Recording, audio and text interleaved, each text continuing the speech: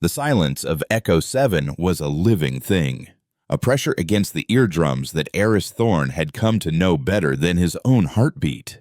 It was a silence born not of emptiness, but of immense, sleeping gravity.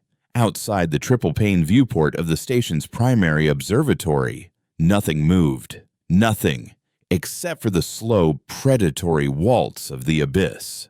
The binary black holes, known colloquially to the station's skeleton crew as Maw and Abyss, were a constant, silent spectacle.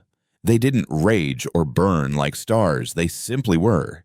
Two perfect spheres of absolute nothingness, their edges betrayed only by the tortured light of background nebulae being stretched and devoured into infinity. Echo 7 hung suspended in their delicate gravitational truce, the L4 Lagrange point, a place of unsettling stillness where the pull of both giants canceled out, making it the most stable and loneliest base of real estate in this sector of the galaxy. It was a listening post, humanity's farthest ear, designed to catch the faint whispers of gravitational waves rippling across the cosmos from celestial events that had happened billions of years ago. For 5 years, Eris Thorn, formerly Dr. Eris Thorn of the Promethean Institute, had been its chief science officer, a title that was as much a janitorial duty as it was a scientific one. He calibrated the sensors, maintained the cryopumps, filed reports that he knew were read by automated archival systems and likely never seen by a human eye. It was exile, a quiet punishment for a theory that had been too bold, too unproven, a theory that had ended his promising career. His Thorn Resonance Theory Disorder, the academic board had called it, was a work of fantastical fiction, suggesting that extra-dimensional structures could be manipulated, even forced into our own space-time, through the amplification of specific gravitational frequencies. They had laughed him out of the room, stripping his funding and reassigning him to this graveyard shift at the edge of known space. Here, his grand theories were useless, and he was just another ghost haunting the machine. The first sign that the silence was about to be broken wasn't a sound, but a feeling. It was a subtle, pervasive sense of déjà vu that washed over the station's 500 inhabitants simultaneously. A technician in engineering paused, certain he had just tightened this exact bolt a moment ago. A botanist in the hydroponics bay stared at a leaf, overwhelmed by the inexplicable conviction that she had watched this specific drop of condensation roll down its spine countless times before. In the command center, Commander Eva Rostova, a woman whose entire being was a monument to protocol and precision, felt a flicker of vertigo. Her eyes momentarily losing focus on the status reports displayed on her console. She shook her head, attributing it to the recycled air, the endless dark. Eris felt it in the observatory as a sudden, jarring chill, a phantom memory of a conversation he'd never had. He dismissed it, a trick of the mind, until the primary gravitational wave detector, a device he lovingly called the harp, pinged. It was an impossible sound, a soft, melodic chime that was programmed to signal only one thing: a coherent, patterned gravitational wave. Natural events, supernovas, neutron star collisions were chaotic symphonies of cosmic violence. They screamed into the void. This was different. This was a note, pure and sustained, a deliberate signal in a sea of noise. His heart hammered against his ribs as he ran to the console, his fingers flying across the interface, bringing up the waveform. It was beautiful, elegant, and utterly terrifying. It was a perfect sine wave, pulsing with the mathematical precision of a metronome. It was a signal that nature could not and should not create. "Commander Rostova," he said, his voice hoarse, his hand activating the station-wide comms without conscious thought. "I need you in the observatory. Now!" Rostova was already moving, her boots echoing on the metallic deck plates, a scowl etched onto her sharp features. She distrusted Thorn. She saw him as a relic, a disgraced dreamer whose presence on her station was a constant reminder of the High Command's penchant for sweeping its problems under the rug to the farthest corners of the galaxy. She arrived in the observatory, her 2 security officers flanking her, their expressions grim. "What is it, Thorn?" she asked, her voice clipped. "You'd better not be crying wolf about another sensor ghost." He didn't answer, merely pointing a trembling finger at the main screen where the wave was displayed. A serene, pulsing line of green against a black grid. "That," he whispered, "is not a ghost." Rostova stared at the screen, her military mind struggling to categorize what she was seeing. "What is it? A ship? Some new kind of drive signature?" "No," Eris said, turning to face her, his eyes wide with a mixture of terror and a terrible, exhilarating vindication. "A ship moves through space. It displaces space-time. This is space itself being strummed like a string. Whatever is out there isn't out there at all. It's overlapping us." The confusion on Rostova's face hardened into suspicion. "Overlapping speak English. Doctor, not your theoretical nonsense." Before he could reply, the station shuddered. It wasn't the familiar groan of micrometeoroid impact or a thruster test. It was a deep, resonant hum that vibrated up from the deck plates, a bass note that seemed to shake the very atoms of the station. The lights flickered, and for a half-second, the viewport showing the twin black holes seemed to shimmer, the perfect black of the event horizons wavering like a reflection in disturbed water. "Report," Rostova barked into her wrist comm. The reply was a cacophony of panicked voices. Navigation was offline. Chronometers were fluctuating, displaying times that were seconds, then minutes, apart. Life support was reporting atmospheric pressure drops in sealed-off corridors. It was chaos. The station, a bastion of stability, was coming apart at the seams for no discernible reason. "They're not attacking us," Eris said, his voice barely audible over the rising alarm. "They're just arriving, and their arrival is tearing our reality apart." "Who is arriving?" Rostova demanded, grabbing his arm. "What are you talking about?" "The Veiled," he breathed, the name a relic from his old research papers, a placeholder for the hypothetical extra-dimensional beings his theory predicted. "I called them that in my work, beings that exist in a higher dimensional brain, a reality stacked on top of our own like pages in a book. They don't have ships. They are the ships. Their existence is their mode of transport."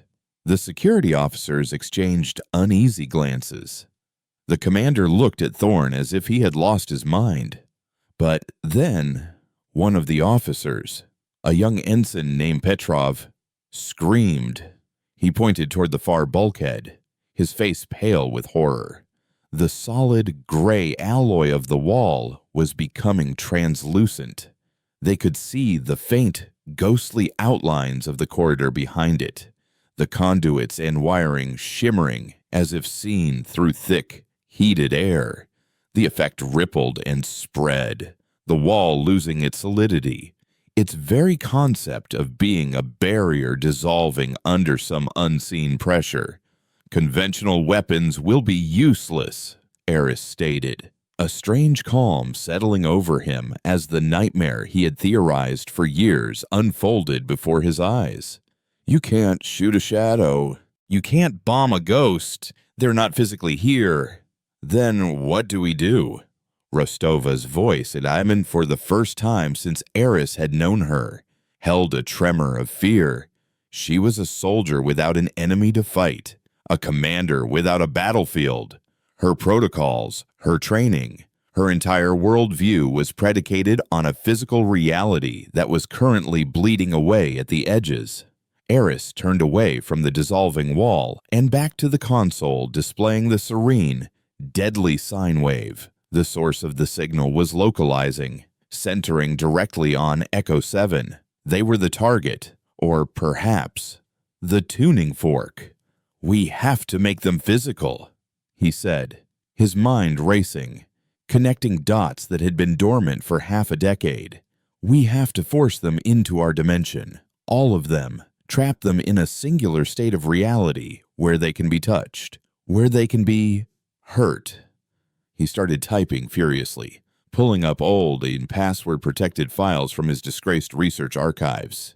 Schematics filled the screen, complex equations and diagrams of a device he had designed in theory, but had never dared to build. "What is that?" Rostova asked, stepping closer. "It's the core of this station," Eris explained, not looking up. "The gravitational resonance calibrator. Its purpose is to generate precise gravitational waves to calibrate the harp's sensitivity. It's a scientific instrument, a whisper in the dark. And I'm gonna turn it into a scream," he said, his voice low and intense. "I'm going to reverse the polarity, bypass every safety protocol, and feed its own output back into it, creating a feedback loop. I'm going to amplify a single resonant frequency of gravitational waves and broadcast it outward, turning this entire station into a harmonic resonator." Rostova stared at him, the implications of his words dawning on her. The station's core was tied directly into its primary fusion reactor.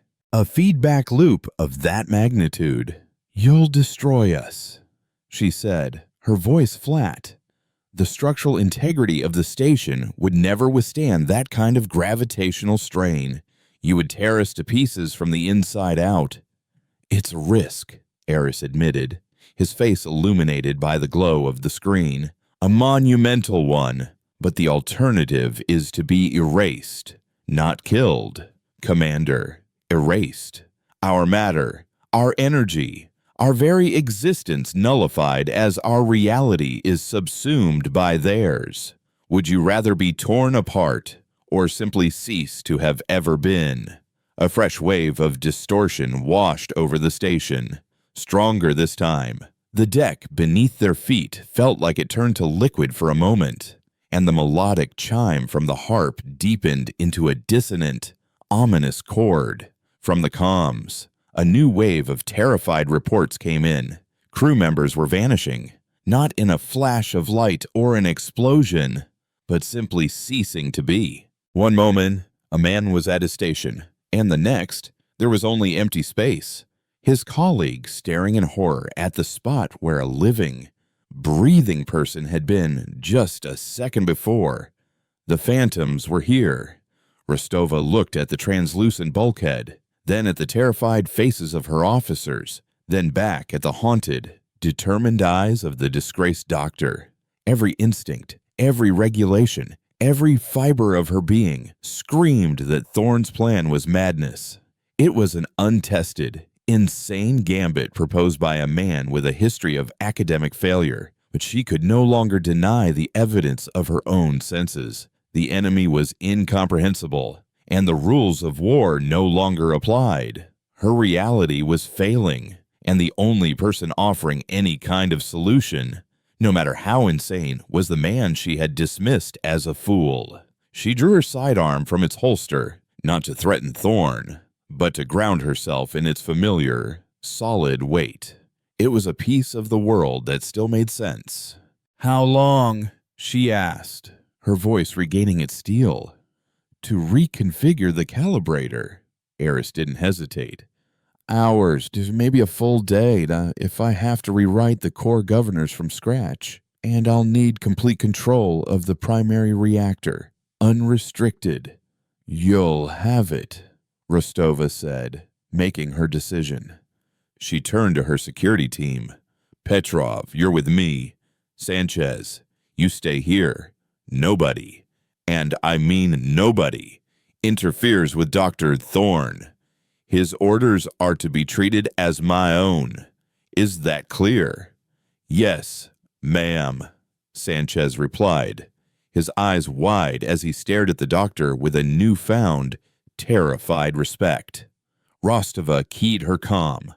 All department heads, this is Commander Rostova. We are initiating emergency protocol resonance cascade. I am transferring command authority of all energy and engineering systems to Dr. Eris Thorne. Implement his directives without question or delay. Further instructions will follow. Rostova, out. She looked at Eris one last time, her expression unreadable. You said your theory could make them physical, trapped. What happens after that? Doctor, what happens after you ring this galactic dinner bell and invite the monsters into our house? Eris finally looked up from his console, his face pale, the weight of 500 lives settling onto his shoulders. That, he said grimly, is when the real fight begins. He hit a final command. It's in deep within the station's core. A machine designed to listen for the echoes of creation began the terrifying process of reversing its function. A low, powerful hum starting its slow climb toward a crescendo that would either save humanity's farthest outpost or shatter it into dust. The silence of Echo 7 was gone, replaced by the sound of a tuning fork preparing to strike a chord that would shake the foundations of reality itself. The hum was no longer a vibration felt through the deck plates. It was the only sound in the universe. It thrummed in Eris Thorne's bones, a deep, resonant frequency that seemed to be shaking his very DNA into a new and terrifying pattern. The air in the observatory was thick with the smell of ozone as secondary power conduits, never designed for such a load, began to glow cherry red behind their protective casings. The station was a bell, and Eris was the hammer, striking it again and again, harder and harder, building a wave that would either shatter the bell or summon the devil. His screen was a waterfall of cascading error messages and dire warnings. The station's control AI, a benevolent, logical entity named Warden, was fighting him every step of the way.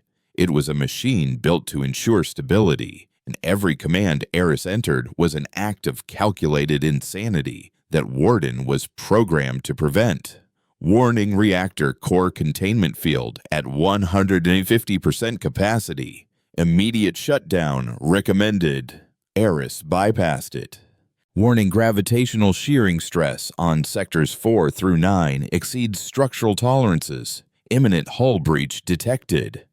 He isolated the alarms, shunting them into a feedback loop that made them scream into the void of the station's logs, unheard.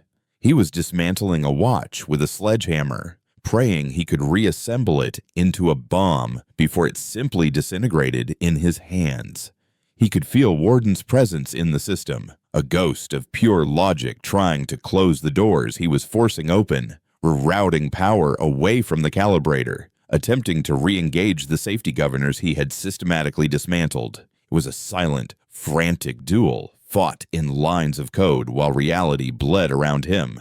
The viewport shimmered again, and for a terrifying, heart-stopping moment, the dual blackness of maw and abyss was gone, replaced by a landscape of impossible geometry, of structures that twisted in upon themselves under a sky of searing, violet light. Then it snapped back, but the after image was burned into his retinas. He was looking through the keyhole, and the eye on the other side was beginning to look back. Elsewhere, Commander Rostova was living the consequences of his work. The command center had become a node of controlled panic in a web of absolute chaos. Reports flooded in, each one more nightmarish than the last. The hydroponics bay had reported that all the plants had withered to black dust in seconds. while simultaneously, the water in the irrigation tanks had frozen solid, despite the ambient temperature remaining stable. In the medical bay, Dr. Lena Petrova, a woman Rostova had known for a decade, had simply faded from view in mid-sentence, her voice hanging in the air for a moment after she was gone, a disembodied echo that made two nurses collapse in hysterics. People weren't just vanishing anymore. Reality was fraying, its internal logic coming undone. The whispers started next. Faint at first, they seemed to emanate from the communication system, but technicians swore the channels were dead. The whispers grew louder, weaving through the station's vibrating hum, a language that was not a language, composed of sounds that scraped at the edges of human hearing and planted thoughts directly into the mind. They were whispers of hollow infinity, of the sweet, peaceful relief of non-existence. They promised an end to struggle, to fear, to being. Several crew members simply stopped what they were doing, their faces going slack, or began walking calmly toward the nearest outer hall, as if beckoned by a gentle voice. Rostova had to dispatch security teams, not to fight an enemy, but to restrain her own people from serenely attempting to step out into the void. She stood on the command deck, her feet planted wide, a pillar of resolve in a hurricane of madness. "Sanchez!" she snapped, pointing at the security officer Eris had left behind. "Get me a direct, hard-line connection to engineering. Cut through the AI's network protocols. I want to speak to Chief Miles directly, not through Warden." Sanchez, his face slick with sweat, nodded and furiously worked his console. The station groaned, a deep, metallic scream of protest, and the artificial gravity fluctuated, a nauseating lurch that sent loose objects skittering across the floor. "I have him, Commander," Sanchez said after a tense minute. The face of Chief Engineer Miles, a burly man with a thick, graying beard, appeared on Rostova's personal screen. His face was grim. "Commander," he said, his voice strained over the cacophony. "Whatever your pet scientist is doing, he needs to stop. My reactor is running so far into the red, it's inventing new colors. The containment field is warping. I'm not measuring it in Teslas anymore. I'm measuring it in prayer. Hold it together, Miles," Rostova commanded, her voice leaving no room for argument. "Thorn needs more power." The feedback loop isn't climbing fast enough. The distortions are outpacing his progress. "More power," Miles laughed, a harsh, humorless bark. "Commander, the only way to get more power to the calibrator is to manually decouple the secondary plasma conduits at the Junction 7 Alpha. It's a failsafe, a physical circuit breaker the size of a shuttlecraft. We'd have to go down there and pull the levers ourselves. Warden can't do it, and I sure as hell can't authorize it from here. It would divert every last watt from life support, gravity, and internal shielding directly to Thorn's mad experiment. Then that's what we'll do," Rostova said without hesitation. She looked at Petrov, the young ensign who had remained by her side, his knuckles white where he gripped his pulse rifle. "Petrov, you're with me. Sanchez, you have the bridge. Keep the comm channels open and document everything. If we don't make it back, they need to know what happened here." Her words hung in the air, a stark acknowledgement of their reality. They weren't just fighting for the station anymore. They were fighting for their own history, for the right to have existed at all. The journey to Junction 7 Alpha, 3 decks down in the station's engineering spine, was a descent into hell.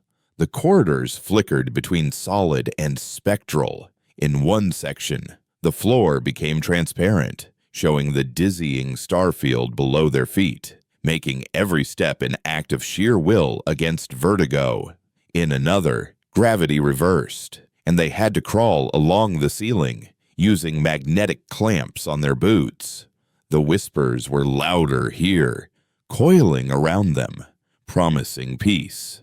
Petrov whimpered as he saw a perfect image of his childhood home in the shimmering wall, his mother waving to him from the doorway, her smile warm and inviting. "It's not real, Ensign," Rostova said, her voice a sharp anchor. "It's a lure. Focus on my voice. Focus on your objective." Yeah, but the Veiled's influence was becoming more physical. A hallway stretched before them, elongating into an impossible, infinite tunnel. As they watched, a crewman from another section sprinted past them, screaming, his body horrifyingly flattened and stretched as if he were a drawing on a rubber sheet being pulled apart. He vanished into the distorted distance, his scream echoing into nothing. They had to reroute, climbing through cramped maintenance shafts where the station's hum was a physical crushing force. It was here they saw their first true glimpse of the enemy. It wasn't a monster of claws and fangs.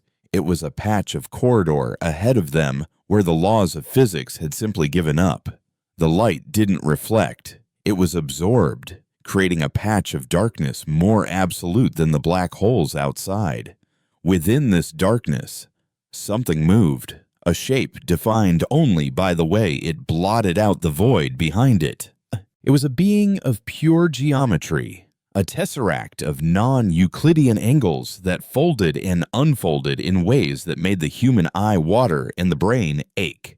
As it turned, they felt a wave of profound, soul-crushing despair wash over them, a psychic broadcast of utter hopelessness. Rostova raised her rifle, but she knew it was useless. Petrov, however, driven by pure terror, fired a burst. The plasma bolts, searing bolts of energy capable of melting through battleship plating, simply vanished as they touched the edge of the darkness, not even causing a flicker. The geometric shape paused its impossible turning, and they felt a sense of cold, clinical curiosity directed at them, the way a scientist might peer at a microbe under a microscope. "Move," Rostova hissed, grabbing Petrov's arm and dragging him into a side conduit, her heart pounding a frantic rhythm against her ribs. They finally reached the cavernous chamber of Junction 7 Alpha. It was a cathedral of engineering, dominated by three massive, copper-colored levers set into a central control unit. A shimmering, translucent field of energy, the fail-safe shield, covered the console. And standing before it, partially phased and flickering like a bad hologram, was Chief Miles. Or what was left of him. His eyes were gone, replaced by miniature, swirling galaxies of purple light. He stood perfectly still, his head cocked as if listening to a distant song. "Miles," Rostova shouted, but there was no recognition. He was a puppet, a shell. The whispers in the chamber were a chorus, and they were all coming from him. As they approached, he turned, and his mouth opened impossibly wide, and a sound poured out. The same pure, melodic, gravitational note that Eris had first detected on the harp. It was a sound that bent the air around them, making their vision swim. The energy shield over the levers flickered in time with the sound. He was a resonator, a living antenna for the Veiled. "We have to get to those levers," Rostova yelled over the din. Petrov, shaking off his fear, laid down covering fire. Not at Miles, but at the ceiling supports and power conduits around him. The strategy was clear. They couldn't hurt the Veiled's puppet, but they could distract it with the chaos of their own physical world. As plasma fire exploded around the chamber, raining sparks and debris, Rostova charged. She dove under Miles' outstretched, phasing arm, the touch of it feeling like ice and static electricity combined, a cold that went straight to her soul. She slammed her hand against the shield's emergency release panel. It sparked and resisted, fighting her. She slammed it again, pouring all her strength and desperation into the blow. With a scream of tearing metal and discharging energy, the shield collapsed. The unearthly note from Miles faltered for a second. That was all she needed. She grabbed the first lever, a thick bar of insulated metal, and threw her entire body weight into it. It resisted, groaning, then slammed down with a deafening clang that echoed through the station. The lights in the chamber dimmed as power was rerouted. She moved to the second, then the third, each one a monumental effort against the pressure of a system trying to save itself. As the third lever locked into place, a massive surge of blue-white energy erupted from the floor, coursing through conduits the size of tunnels, all of it now screaming toward Eris Thorne's calibrator. Chief Miles's body convulsed, the alien light in his eyes flaring brightly before extinguishing. He crumpled to the floor, an empty husk. In the observatory, Eris saw the power surge hit his board. The energy output graph didn't just climb, it went vertical. Yes! He roared, a cry of triumph and terror. Now we're talking. The entire station let out a single piercing shriek of tortured metal. Cascade imminent. The screen flashed in huge block letters. The final, desperate warning from Warden. Structural integrity failure in 10, 9, 8. The hum rose in pitch, climbing beyond the range of hearing into something that was felt as a brain-splitting pressure. The viewport didn't just shimmer, it cracked. Not like glass, but like reality itself was fracturing. Through the cracks, Eris saw not the violet landscape from before, but 1,000 different realities, 1 billion possibilities, all flickering at once. And in all of them, he could feel them turning, their attention now fully and completely focused on the tiny, screaming point of defiance in the darkness. "Let's get physical," Eris whispered, his fingers poised over the final activation key. The countdown reached 0. He pressed the key. The station's scream ceased, replaced by an absolute, profound silence. And then, a single, universe-shattering boom, not of sound, but of pure, raw existence being slammed into place. The boom was the death of sound. For a single's eternal moment, there was nothing, no hum, no alarms, no screams, no frantic heartbeat in Eris Thorne's ears. It was a silence more profound than the void itself, the silence of a reset button being pressed on reality. Then came the pain. It was a symphony of agony as every nerve ending screamed in protest. The gravitational whiplash threw him from his console, slamming him against the far bulkhead with bone-jarring force. He crumpled to the deck, the world a swimming vortex of black and red emergency lighting. Consciousness returned in ragged, gasping waves. The first thing he registered was the cold, a sharp, biting cold that smelled of vacuum and ionized metal. He pushed himself up, ribs screaming, and saw the source. The magnificent viewport overlooking the twin black holes was a spiderweb of crystalline fractures. Through the cracks, the vacuum of space was leaching the warmth from the room. The second thing he noticed was the station's silence. The maddening, soul-shaking hum of the resonance cascade was gone. In its place was the death rattle of Echo 7, the groan of stressed metal, the distant hiss of escaping atmosphere, the crackle of shorting electrical systems. Warden was gone. The AI's omnipresent, logical hum had vanished from the network, leaving a void that felt like a phantom limb. He was alone in the system.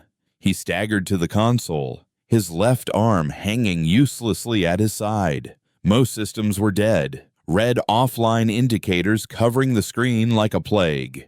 But the harp, The gravitational wave detector that had started this nightmare was still active, running on its own isolated power source. Its sensors were no longer displaying a serene sine wave, but a chaotic, jagged mess of high-frequency gravitational noise. It looked like the cardiogram of a dying heart. It worked. Eris breathed, a mixture of awe and horror in his voice. Oh God, it actually worked. And he had rung the bell, and whatever was on the other side had answered. He forced his battered fingers to work, trying to access the station's internal sensors to get some picture of the damage, of the survivors. Commander Rostova experienced the cascade as a physical blow. One moment she was in the echoing chamber of Junction 7 Alpha. The next, the universe folded in on itself. The deck plates buckled, throwing her and Petrov against a bulkhead. The world went white, then black. She came to with Petrov shaking her, his young face streaked with grime and blood. "Commander, Commander, are you all right?" Her ears rang, and the air was thick with dust. The massive chamber was almost unrecognizable. Conduits had been torn from the wall, and a gaping hole in the ceiling showed the twisted guts of the deck above. The corpse of Chief Miles was gone, not vaporized, but simply absent, as if the reality-snapping event had erased his final, tragic footnote. "Status report," she rasped, pushing herself to her feet. I'm okay, ma'am. We've lost station-wide comms. Emergency lighting only. Life support feels thin." It was an understatement. The air was cold and recycled, carrying the metallic tang of imminent failure. "We need to get back to the command center," Rostova ordered, her tactical mind clicking back into place despite the chaos. "Find survivors. Establish a chain of command. Find out what the hell Thorne's fireworks show actually did."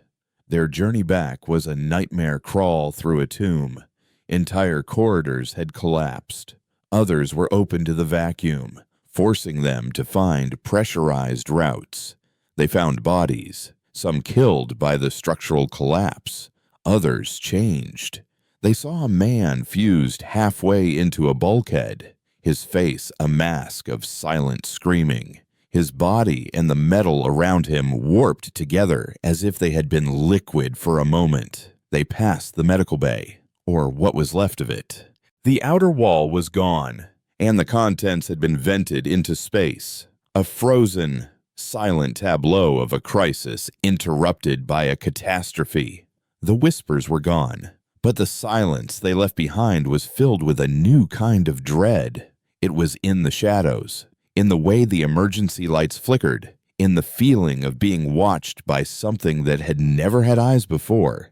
They were in the primary cargo bay, a massive, cavernous space now littered with shattered containers. When they found their first one, it stood in the center of the bay, motionless, a sculpture of impossibility.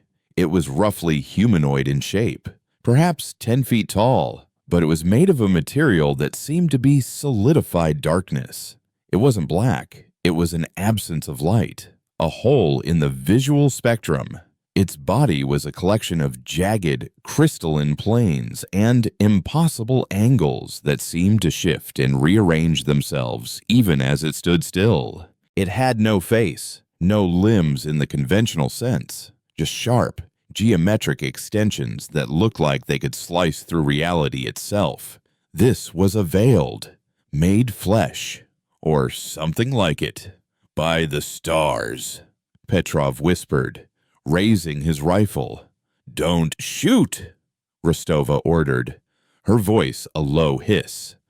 "We don't know what it is, what it wants." As if in response, the creature moved. It didn't walk. It flowed across the floor, its crystalline structure reconfiguring itself with a faint, grating sound, like stone grinding on glass. As it moved, the gravity around it warped. A nearby stack of crates lifted from the floor, crushed into a ball by an unseen force, and then dropped. The air grew cold around it. It was a localized nexus of physical lawlessness. It turned its featureless head toward them, and though it had no eyes, they felt its perception lock onto them a cold, analytical attention devoid of malice or mercy. "Okay," Rostova said, her voice tight.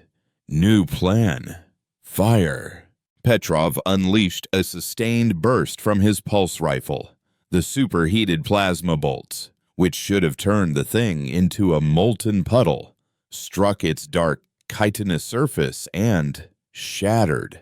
They didn't splatter, they fractured like glass, the energy dissipating into harmless sparks. The creature didn't even flinch.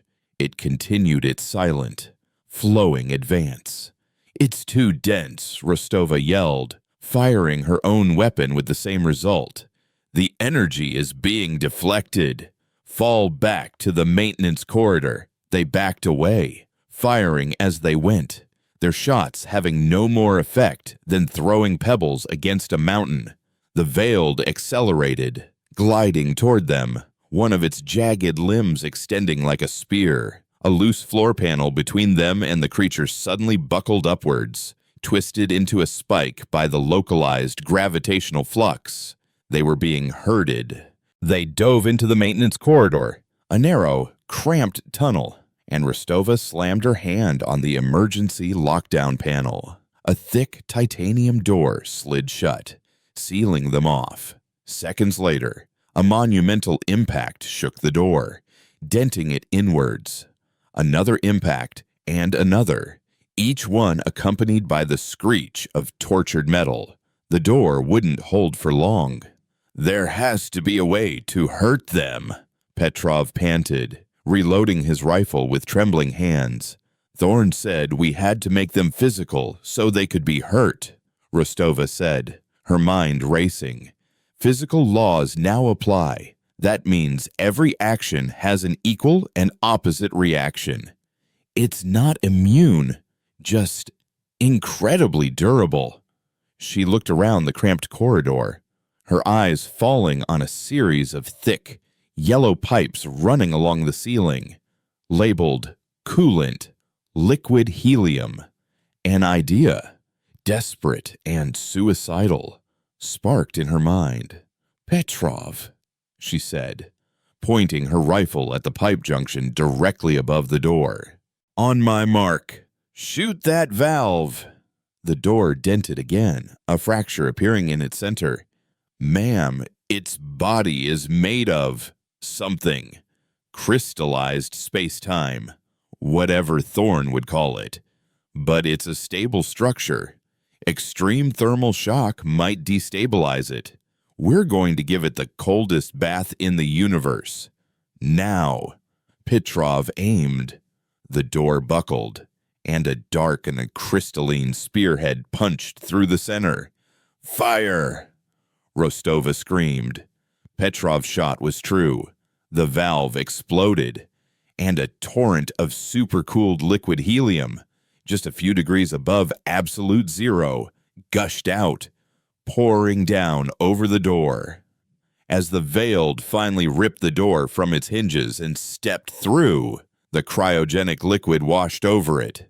For a moment, nothing happened. Then, a network of fine, glowing cracks, like lightning, spread across its dark surface. The grating sound it made became a high-pitched shriek of stressed material.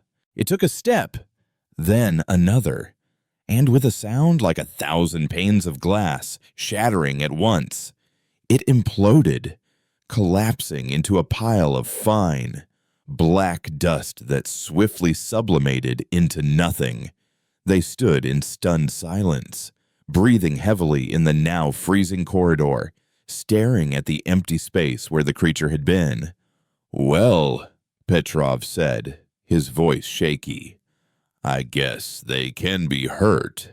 Back in the observatory, Aris had finally managed to bypass the dead AI and gain rudimentary access to the station's external sensors. What he saw made his blood run cold. They weren't just damaged, they were trapped. The resonance cascade hadn't just pulled the veiled into their reality. It had acted as a physical anchor. Echo 7 was no longer floating in the stable L4 Lagrange point. The black holes, maw and abyss, were gone from view. Instead, the station was surrounded by a structure so vast it defied comprehensions. It was a tangled, cosmic web of the same crystalline, dark material as the creature Rostova had fought, a superstructure that dwarfed the station, stretching for hundreds, maybe thousands of kilometers. Impulsing at its center, like a malevolent heart, was a gravitational signature so powerful it was dragging Echo 7 along with it. They hadn't just pulled in a few soldiers, they had harpooned a leviathan. Rostova's voice, crackling and weak, finally broke through the static on a jury-rigged comm channel. "Thorn, are you there? We've made contact. We can kill them." Eris looked from the sensor readings of the mega structure they were now physically tethered to the blinking light indicating the commander's signal. He keyed the comm, his voice hollow. "Commander," he said, the terrible weight of his discovery crushing him. "That wasn't them. That was a splinter, a shard. We didn't just bring their army into our world. We've anchored ourselves to their city, or their god. And it's awake." Eris Thorn's words hung in the crackling static between the observatory and the frozen maintenance corridor, a death sentence delivered across a dying station. "We've anchored ourselves to their city, or their god, and it's awake." For a long second, Commander Eva Rostova felt the cold of the liquid helium seep past her suit and into her bones, a chill that had nothing to do with temperature. The victory of a moment before, the exhilarating proof that their enemy could be killed, evaporated into ash. They hadn't slain a monster. They had merely swatted a fly that had landed on an advancing tidal wave. Her mind, trained for strategic threat assessment, tried and failed to quantify the scale of Eris's revelation. How do you strategize against a god? How do you draw a battle plan against a living city that eats reality? The training manuals had no chapter for this. "Clarify, Doctor," she said, her voice a low, dangerous growl, forcing the shock down, replacing it with the cold, hard calculus of command. "Give me something I can fight." Petrov looked at her, his face a pale mask of confusion and terror. But her focus was entirely on the staticky voice in her ear. There was a pause, filled with the sound of Eris frantically typing. "I'm reading the gravitational topography," he finally said, his voice strained. "The structure, it's not just tethered to us, it's feeding on us. The resonance cascade forced a physical connection, a bridge. Now it's using that bridge to pull the station's matter and energy into itself. It's reinforcing its presence in our dimension, using Echo 7 as raw material. The structural collapses, the power drains. That's not damage from the cascade. That's the station being actively disassembled on a molecular level." He paused, and the next words were heavy with dread. "Based on the current rate of mass energy conversion, Echo 7 will cease to exist in approximately 3 hours. 3 hours. The word slammed into Rostova with the force of a physical blow. They weren't just fighting for their lives. They were fighting on a sinking ship, and the ocean itself was drinking the hull. "Can you reverse it?" she demanded. "Can you repeat the cascade? Push them back out?" "No." Eris's reply was sharp, almost frantic. "The first time was a sledgehammer blow in the dark. We were lucky it only anchored us. A second, untuned blast would be like trying to put out a fire with a tactical nuke. It would shatter what's left of our local space-time and finish the job for them. We can't push. We have to cut the line." He fell silent again. The only sound the frantic clicking of his keyboard. Rostova knew that look, even without seeing it. The intense, world-excluding focus of a brilliant mind at its absolute limit. "Petrov," she said, turning to the ensign. "We're moving. Engineering. Now." "To do what, ma'am?" he asked, his voice barely a whisper. "If the whole station is being eaten, engineering has the reactor," Rostova said, her purpose hardening into a diamond point of resolve. "It has the workshops, the power conduits, and the most heavily reinforced bulkheads on the station.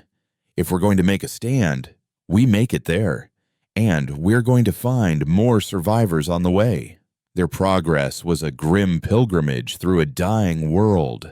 The subtle wrongness of the Veiled's presence had intensified.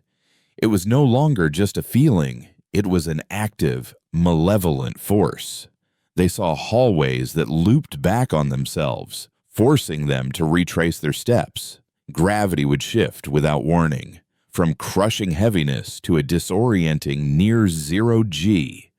But the most disturbing change was in the enemy. They encountered another veiled shard in the crew quarters. This one was different. It wasn't just a brute. The emergency lights in the corridor flickered in a hypnotic, strobing pattern as they approached, deliberately trying to disorient them.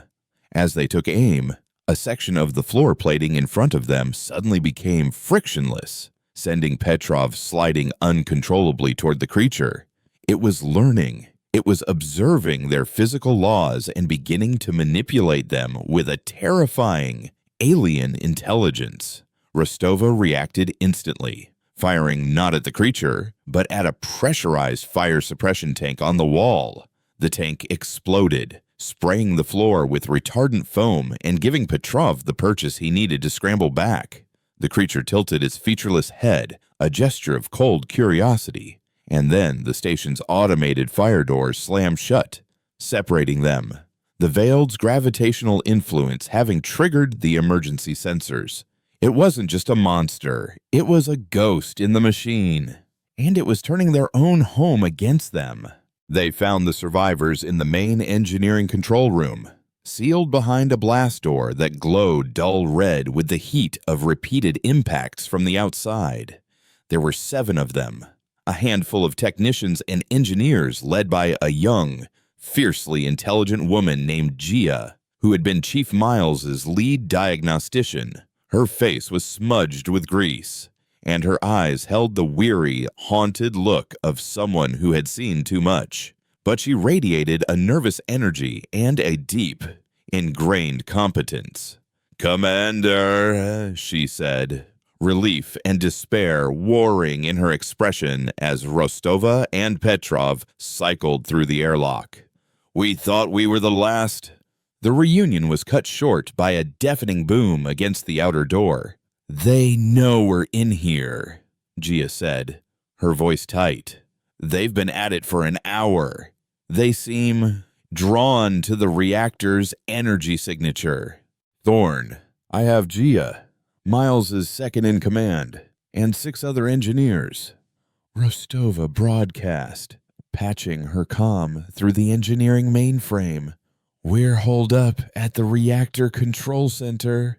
Eris's voice came back instantly, tinged with a new, dangerous excitement. "Gia good. Perfect. I need her. I have a plan, Commander. It's a terrible, insane plan, but it's the only one I can think of." He began to speak quickly, his words painting a picture of cosmic physics and desperate gambles.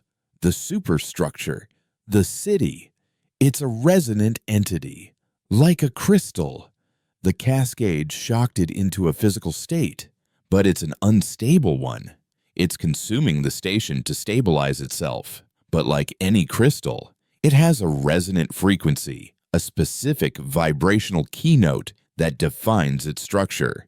If you can match that frequency and amplify it, you can create sympathetic resonance. You can shatter it like a singer shattering a wine glass. You want to sing it to death? Rostova asked, incredulous. In a manner of speaking, Eris replied.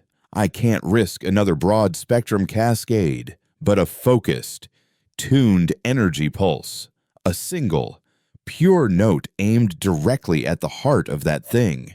It might work. It might disrupt its physical matrix enough to sever the anchor. The power requirements would be astronomical. You'd have to bypass every safety protocol on the main fusion reactor. Gia, who had been listening intently, stepped forward. You're talking about turning the plasma conduit into a directed energy weapon, a resonance cannon. It's theoretically possible. The magnetic containment field that channels the plasma to the turbines could be reconfigured into a collimator to focus the beam, but we'd have to manually realign the magnetic emitters, and the power feedback would vaporize this room, and probably the entire engineering deck. We can reinforce the control room shielding, Rostova said, her mind already working the tactical problem. But what about the targeting? You're in the observatory on the other side of the station. How do you aim this thing? You don't, Eris said, his voice grim. I do. I've been tracking the gravitational center of the superstructure. It's the heart of the beast. I can feed the targeting data directly to the emitter controls, but you have to give me remote access. You have to slave the entire reactor control system to my console. Gia looked at Rostova, her eyes wide. Commander, he's asking us to give a disgraced theoretical physicist with a history of recklessness complete, unrestricted control of a fusion reactor that he intends to turn into a doomsday weapon based on a theory he himself admits is insane. A deep, resonant boom echoed through the blast door, making the deck plates shudder. Another followed, stronger this time, accompanied by the high-pitched screech of tearing metal. The veiled were breaking through. Rostova looked at the terrified but resolute faces of the engineers. She looked at Petrov, who was setting up a defensive position by the inner airlock door. She thought of the bodies, of the station being eaten alive, of the 3-hour deadline. She looked at Gia. Dr. Thorne is no longer disgraced, she said, her voice ringing with an authority that left no room for doubt. He's our only hope. Give him whatever he needs. The rest of you, with me, we are going to fortify this room, and we are going to hold this ground until that cannon is ready to fire. This is where we live or die. This is the hill. The engineers, galvanized by her certainty, nodded and turned to their consoles, their fear replaced by a feverish sense of purpose. Gia began the terrifying process of surrendering her reactor to a ghost on the comms, her fingers flying across the interface, rewriting the station's heart. Rostova and Petrov began barricading the doors, salvaging floor plates and conduits to reinforce their position. They were no longer just survivors. They were the defiant immune system of a dying world, preparing for one last desperate fight in the belly of the beast. Outside, the sounds of the assault grew louder, the grating, scraping noise of the veiled mixing with the groan of the station's final agony. The God City was coming for them, and they were getting ready to shout back. The final half hour of Echo 7's existence began not with a bang, but with a sound like a drawn-out, metallic sigh. It was the sound of the main blast door to engineering, a foot of solid titanium alloy, slowly losing its conceptual integrity. It didn't buckle or dent further. It began to shimmer, its surface becoming a heat haze mirage.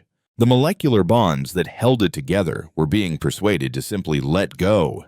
Inside, the 7 surviving engineers worked with a silent, frantic precision, their faces lit by the blue glow of their consoles. They were no longer technicians. They were battlefield surgeons, performing open-heart surgery on a dying Titan while the enemy scratched at the door. Every action was a race against the clock ticking down on the main screen, a stark, red reminder of their impending dissolution. "Eris, I'm slaving the final emitter controls to your console now." Gia's voice was sharp, cutting through the tense silence. "But the system's fighting me. It's not Warden anymore. The Veiled's influence. It's in the code. It's creating phantom power drains, ghost protocols. It's like the station itself is developing an autoimmune disorder. Just hold it steady, Gia." Eris's voice crackled back, thin and distant. "The resonance frequency is elusive. It keeps shifting, adapting. It knows what we're trying to do. It's like trying to tune a guitar while the strings are actively changing their own tension." In the observatory, Eris was a ghost in his own right. The room was a wreck, exposed to the vacuum through the fractured viewport. He was working in his emergency suit, his breath fogging the inside of his helmet, his fingers clumsy in the thick gloves. The God City loomed outside, a web of impossible darkness that filled his entire field of view, and he could feel its cold, analytical attention focused directly on him, the insignificant microbe that was trying to shout it to death. The sigh from the blast door ended, went perfectly still and silent for a heart-stopping second, and then, with the soft, wet sound of tearing paper, it dissolved into a shower of gray dust, and standing in the doorway were two Veiled. They were different from the one Rostova and Petrov had faced before. They were sleeker, smaller, and they shimmered with a captive internal energy, as if they had learned to better manage their physical forms. One of them raised a crystalline limb, and a pulse rifle, dropped by a long-dead security officer down the hall, floated into the air, disassembled itself into its component parts, and then reassembled into a jagged, non-Euclidean sculpture. They were not just manipulating gravity, they were mastering the laws of physics. "Now," Rostova commanded. Her small team, positioned behind makeshift barricades of welded deck plates, opened fire. But this time, the Veiled were ready. The one on the left did not deflect the plasma bolts. It caught them. The bolts froze in midair, inches from its body. Held in a stasis field of warped space-time, it collected half a dozen shots, a necklace of miniature, searing suns, and then, with a flick of its limb, sent them all hurtling back. Rostova and Petrov dove for cover as their own superheated plasma fire shredded the barricade they had just been hiding behind. The battle was a brutal, unequal dance. The humans fought with tactics, explosives, and desperation. The Veiled fought with the fundamental forces of the universe. An engineer tried to use a makeshift coolant thrower, but the Veiled simply warped space in front of it, creating a lens that bent the stream of liquid helium harmlessly into the ceiling. "Commander, it's not working," Gia yelled from the shielded control alcove. "The cannon is charged, but the final targeting emitter, M7, is offline. The system won't respond. It's a physical malfunction. The feedback from the Veiled's energy field must have fried the alignment relay." Rostova's heart sank. A physical malfunction. They could fight monsters. They could trust in mad theories. But against the simple, mundane failure of a single component, they were helpless. "Where is it?" she shouted over the shriek of tortured metal. "In the reactor's primary containment ring," Gia replied, her face pale. "Outside this room, in the open." Rostova looked at the doorway, where Petrov and the two remaining armed engineers were being systematically pushed back by the two reality-bending horrors. Getting to that relay was a suicide run. Before she could give an order, Gia was already moving. "I'm the only one who can reset it manually," she said, grabbing a plasma cutter and a diagnostic toolkit. "Cover me." She didn't wait for an answer. She sprinted from the alcove, a small, determined figure against a backdrop of cosmic war. The veiled on the right, the one that wasn't juggling plasma bolts, turned its attention to her. It didn't move. Instead, yet the floor plates between it and Gia buckled and tore upwards, forming a wall of jagged metal to block her path. Petrov saw his chance. With a roar of pure, desperate fury, he charged, not at the veiled, but at the wall. Using his own body as a battering ram, he slammed into the twisted metal, the impact echoing through the chamber. He bought Gia 2 seconds. It was enough. She scrambled over the wreckage as Rostova and the others laid down a torrent of suppressing fire, forcing the Veiled to focus on defense. Gia reached the reinforced hatch to the containment ring, slapped the emergency release, and disappeared inside. The clock on the screen read 5 minutes. "Iris, she's in," Rostova yelled into her comm. "Get ready." "I'm ready," he replied, his voice strained. "But, Commander, the feedback from the cannon, firing it will channel a catastrophic gravitational pulse back through the entire system. The observatory is ground zero. I can't fire it from the console and survive." Rostova's blood ran cold. The final price of his theory was becoming clear. "Get out of there, Thorn," she ordered. "Find a shelter." "That's an order." There was a soft and sad chuckle on the other end of the line.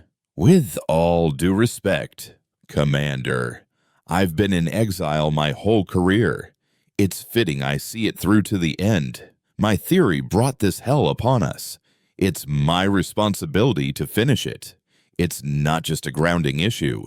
The final resonance key has to be tuned in real time as the wave is fired to counteract the city's adaptations. A machine can't do it. The system's too compromised. It needs a human touch. My touch."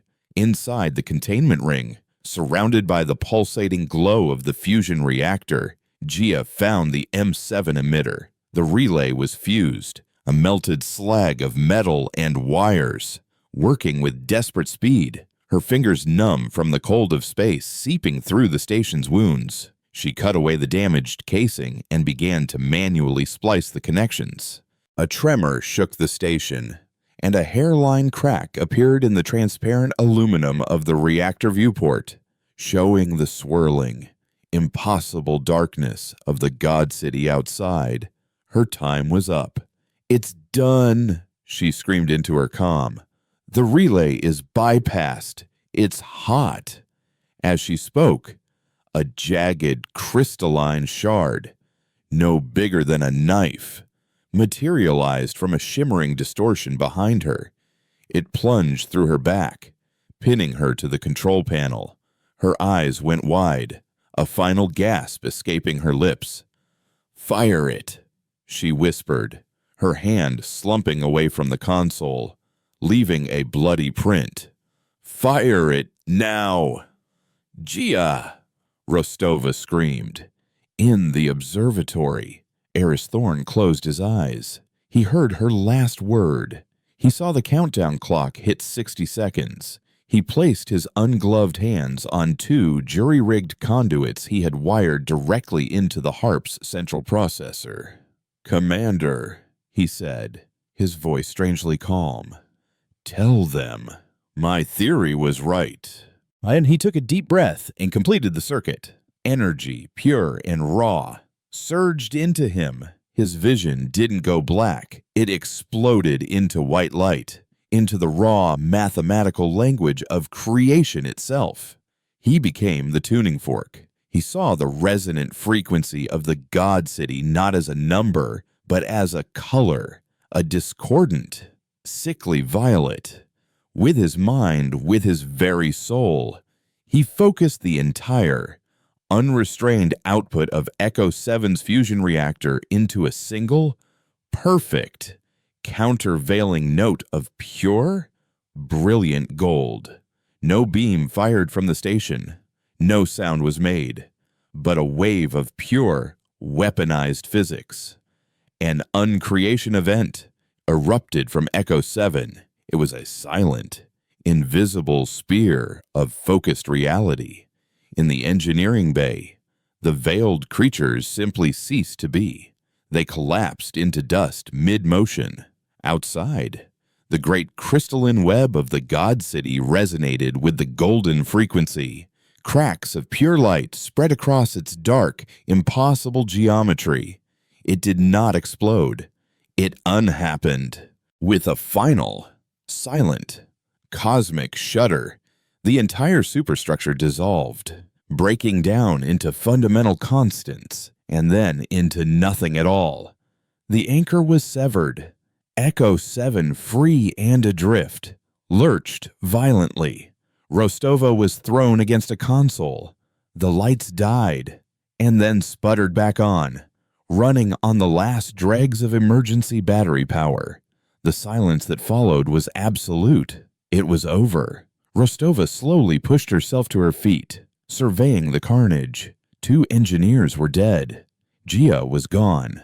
Petrov was slumped against a wall, bleeding from a dozen cuts, but alive. The remaining handful of survivors looked around, their faces blank with shock and exhaustion.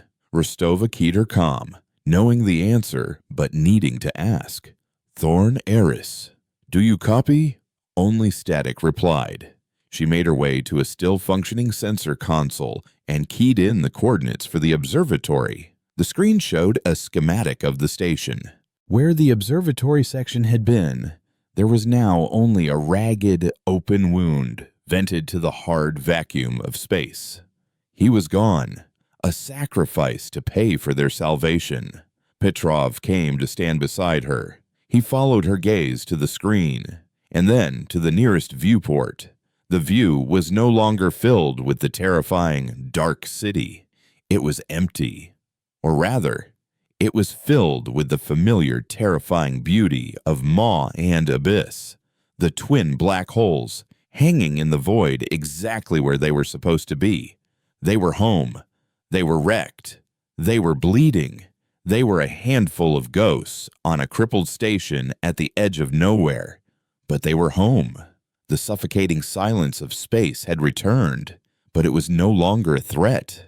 It was peace. A peace bought with courage, with ingenuity, and with a price she knew they would carry for the rest of their lives.